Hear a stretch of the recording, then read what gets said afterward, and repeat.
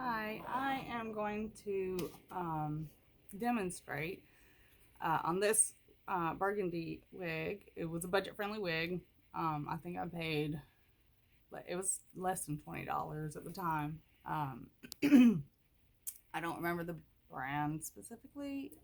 AS something. I don't remember. I'll link it somewhere. Anyway, uh, I'm going to show you how I altered it, like I did the banged curly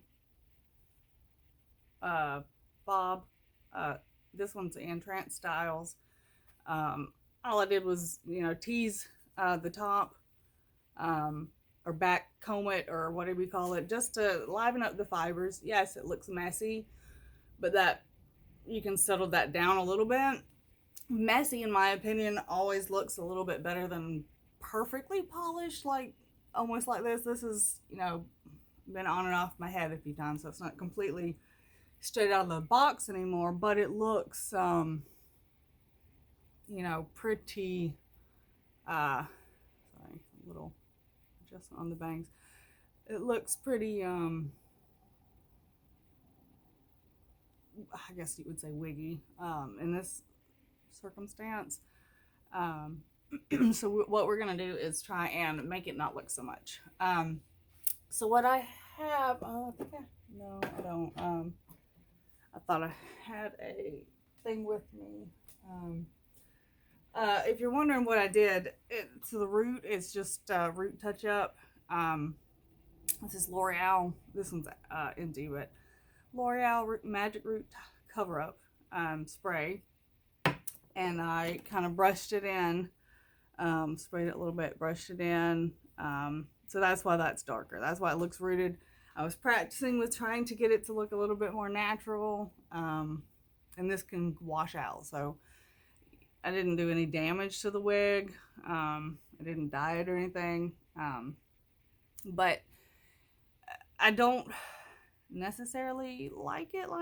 I have tried to pluck this part a little bit, but I plucked a little too much and kind of made a little bald spot, so I quit. But you pluck it as you like to make it look a little bit more natural. Um, it's not really easy. It's just a different cap color, I think, than this one. So this one looks a lot more like, I don't know, skin versus what this one looked like. But um, all right, so all I did was start out with these two combs. You can use any kind of comb like this. You don't have to. We're not going to use the rat tail portion. So you just take it. You're going to want to probably hold your wig at some point.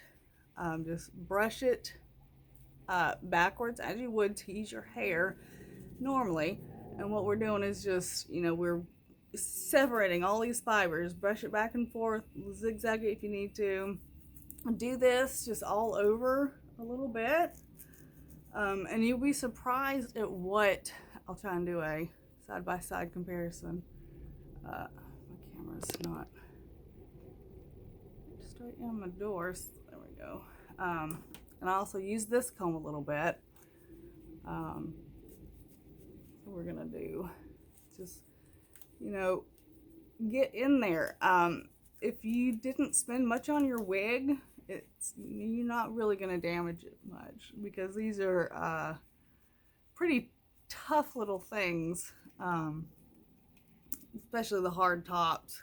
We call them hard tops, but they're not really hard. They're just harder than a lace, because lace is delicate in its nature.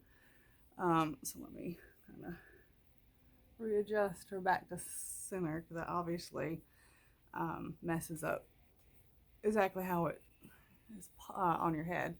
And then you can just kind of brush through the rest of it, liven it up a little over here, just mess it up. Go take your hand underneath, and in the little wet, like hold it down and get in the wefts, open it up here, or from underneath, and it'll help get all those fibers just nice and open and not together. It will definitely help. It's not going to be perfect. I'm not saying that, but it will help. So you see this side smooth, almost perfectly boxed. I don't think I've brushed it a little bit, but it's pretty much gone back to as was rather. And then got this side over here that you can make it look a little less messy if you want, but overall it's going to look a little bit less polished, which will give it that more natural look.